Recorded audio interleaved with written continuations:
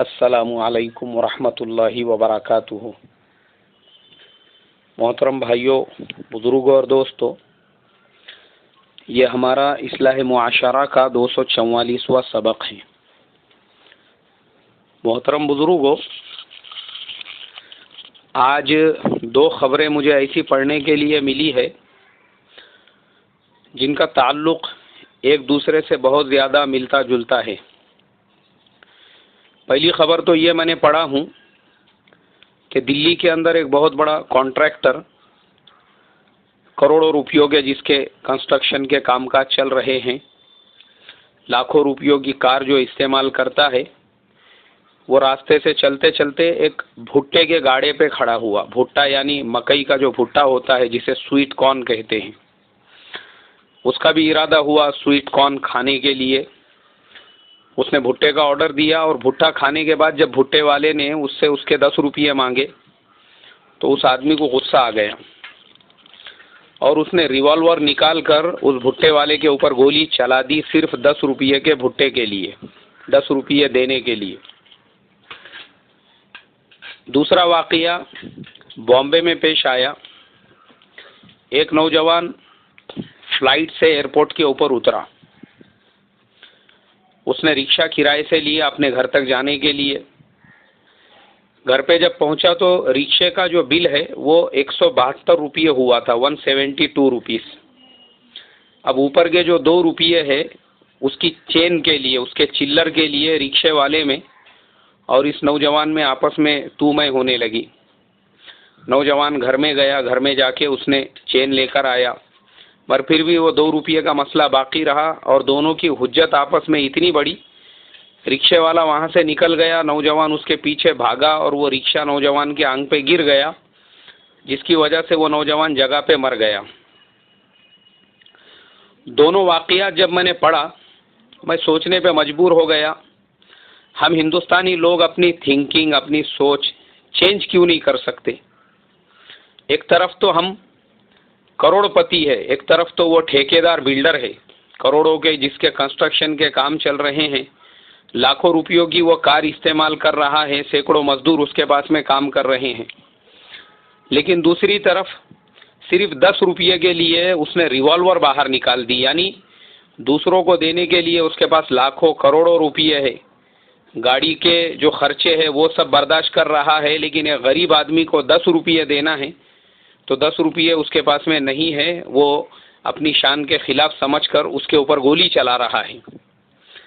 एक नौजवान हजारों रुपयों का टिकट खरीद के प्लेन से सफ़र करके बॉम्बे पहुंच रहा है और सिर्फ 2 रुपये के लिए रिक्शे वाले से हुज्जत करके यहाँ तक उसके साथ में चिल्ला पुकार तेरी मेरी हो रही है कि नौजवान को अपनी जान से हाथ गंवाना पड़ रहा है। ये जो चीज़ें होती है मेरे मोहतरम बुजुर्गों, ये इंसान की सोच और इंसान की थॉट्स पे डिपेंड होती है कि आपकी थॉट्स कैसी है, आपकी सोच कैसी है।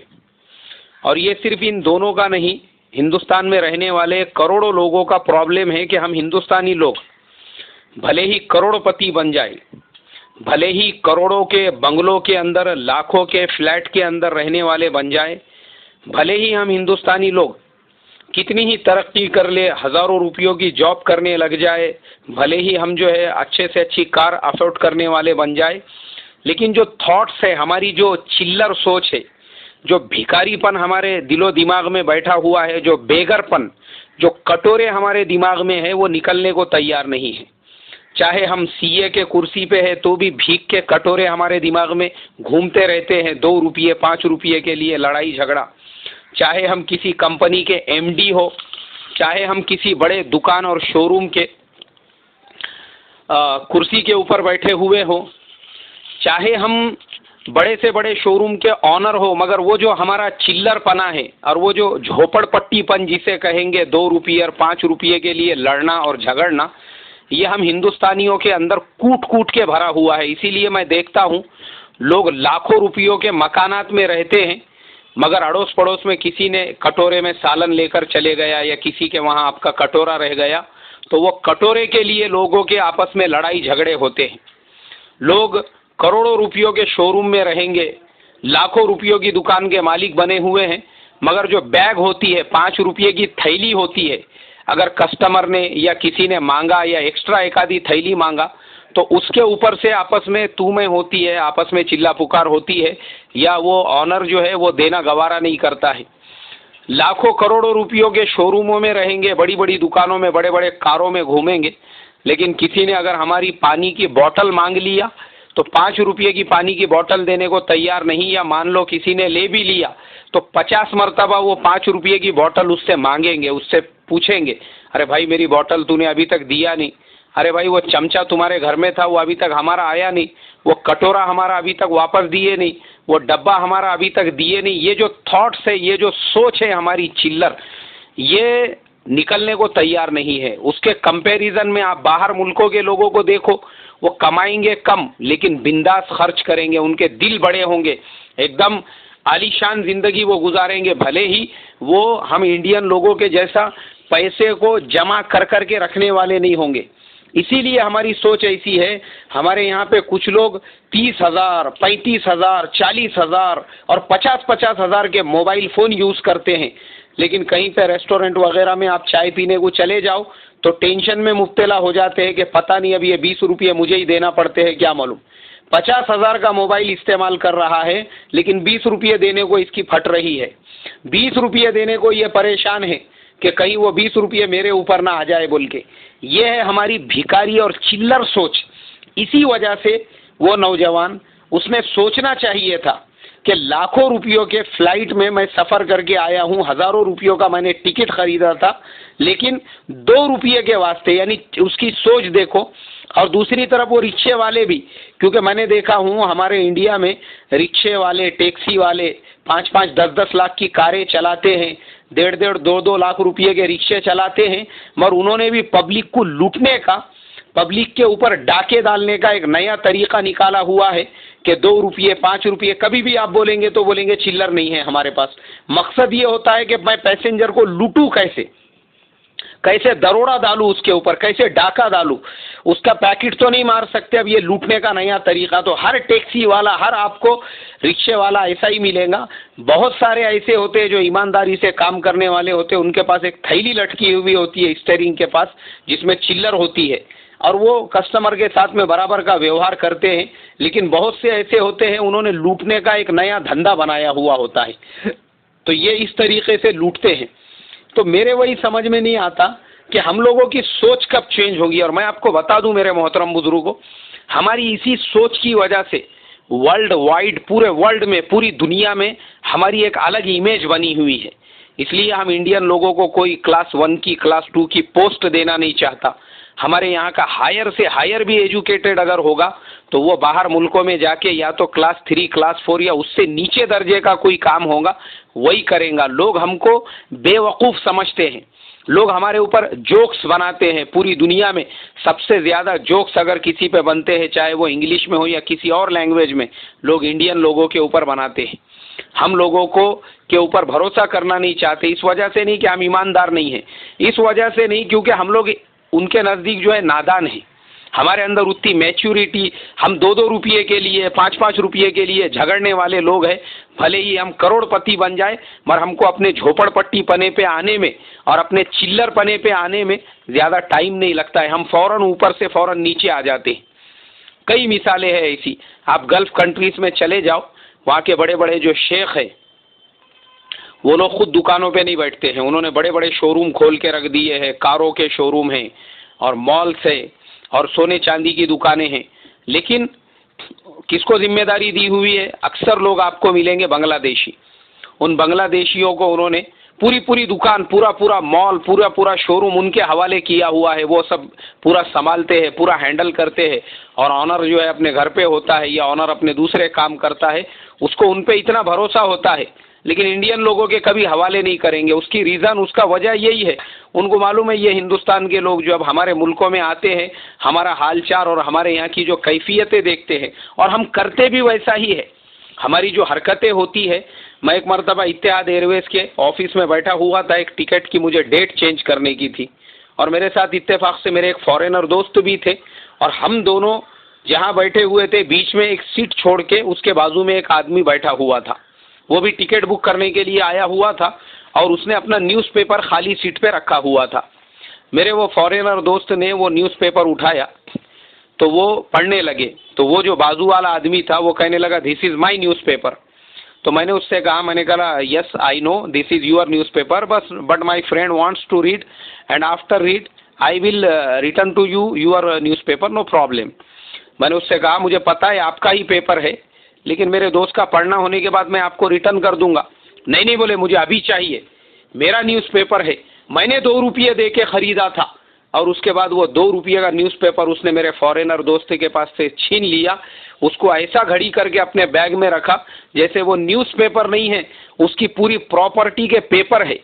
मैं सोचने लगा, अय अल्लाह हमारे ऊपर रहम कर, ये हम 2-2 रुपये के न्यूज़पेपर के लिए इतने बड़े इत्तेहाद एयरवेज के ऑफिस में बैठा हुआ है, कम से कम 50-60 हज़ार का टिकट बुक करने के लिए यहाँ पे आया हुआ होगा, और 2 रुपये के न्यूज़पेपर के लिए इसने अपना झोपड़पट्टी पना बता दिया कि मैं कपड़ों से तो बहुत बड़ा अप टू डेट नज़र आ रहा हूँ, मेरी शूटिंग शर्टिंग और हाथ में मोबाइल तो है मेरे पास 50-60 हज़ार का, मगर मैं हूँ झोपड़पट्टी, मेरे दिलो दिमाग में झोपड़पट्टी ही बसी हुई है, वो निकलने वाली नहीं है बाहर, भले ही मैं कितने ही आलीशान से आलीशान बंगले और हवेली में पहुँच जाऊँ।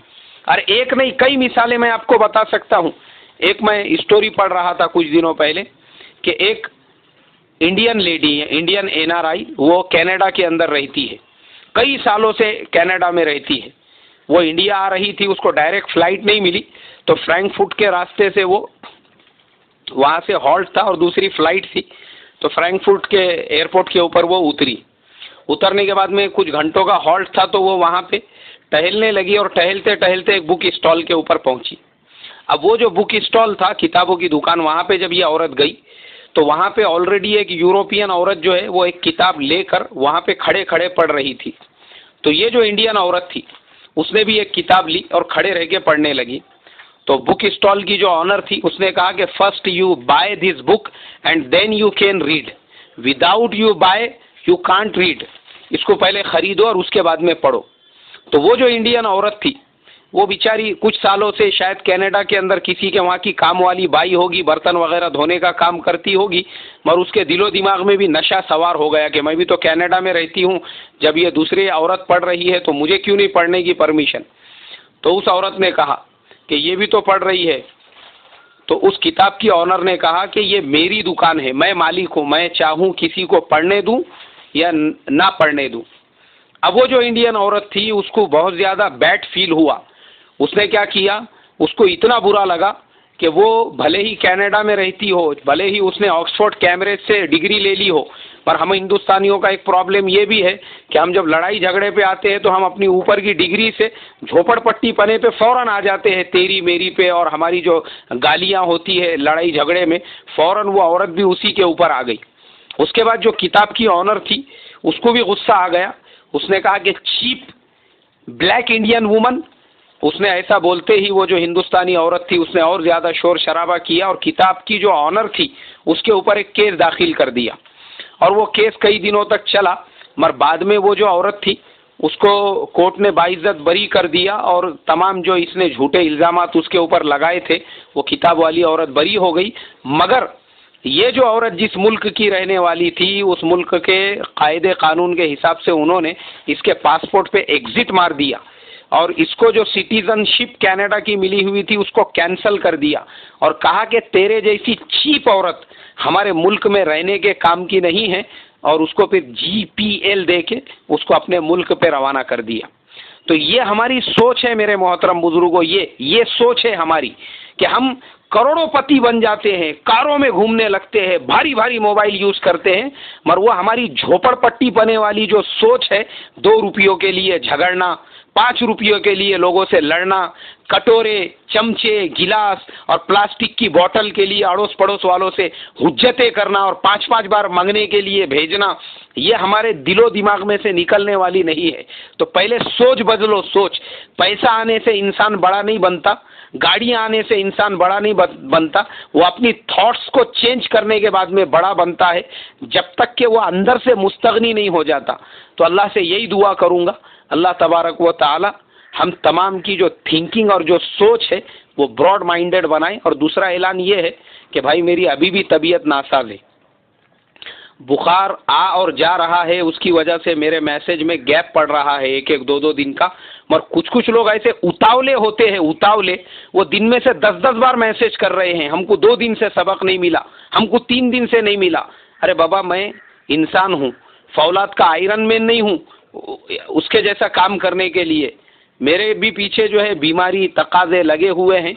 तो थोड़ा हम सब्र और तहम्मुल से काम ले, सोच को चेंज करें और ये भी सोचे कि सामने वाला जब नहीं भेज रहा होगा कुछ वजह होंगी, बेचारा बीमार होगा, आराम कर रहा होगा। इसलिए अल्लाह तबारक व ताला से यही दुआ करूँगा, अल्लाह तबारक व ताला हम तमाम को सही समझ अता फरमाए। अस्सलामु अलैकुम व रहमतुल्लाहि व बरकातुहू।